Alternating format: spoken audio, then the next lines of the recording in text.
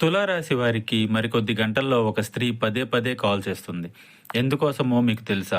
ఆ యొక్క స్త్రీ మీ జీవితంలోని స్త్రీ. మీ కుటుంబ సభ్యుల్లో ఉండొచ్చు, మీ ఇరుగు పొరుగులో ఉండవచ్చు. మీకు ఫోన్ చేసి మిమ్మల్ని ధన సహాయం కానీ లేదా ఏ ఇతర సహాయమైనా మిమ్మల్ని అడుగుతారు. వారి స్వార్థం కోసం మిమ్మల్ని విసిగిస్తూనే ఉంటారు. కొంతమంది మనస్తత్వం ఎలా ఉంటుందంటే మనం చెప్పేది అస్సలు వినరు. వారికి కావాల్సింది పదే పదే అడుగుతూనే ఉంటారు. ఆ యొక్క స్త్రీ మీరు సహాయం చేస్తారని తెలిసిన స్త్రీ కావచ్చు, లేదా ఎవరైనా చెబితే మీ దగ్గరికి వచ్చిన స్త్రీ కావచ్చు. వారి కష్టాన్ని, వారి ఆపదని మీకు పదే పదే తెలియచేయాలని ఉపలాట పడుతూ ఉంటారు. మీరు ఎన్ని చెప్పినా అర్థం చేసుకోవటం లేదని మీకు చాలా కోపం వస్తుంది. భావోద్వేగాలకి లోను కావద్దు. ఆ స్త్రీ చేసింది కనిపించదు, మీరు చేసేదే అందరికీ వినిపిస్తుంది. జాగ్రత్త. ఒకవేళ మీరు ఈ విషయంలో తప్పించుకోలేకపోతే మీ యొక్క సమస్యను మీ కుటుంబ సభ్యులకు అప్పగించండి. ఈ సమస్య యొక్క పరిష్కారం మీ కుటుంబ సభ్యుల చేతుల్లోనే ఉంది అని గుర్తుపెట్టుకోండి. మీకు ఇంకా ఇతరత్ర ఎటువంటి సమస్యలు, సందేహాలున్నా ఒకసారి గురువు గారిని సంప్రదించండి.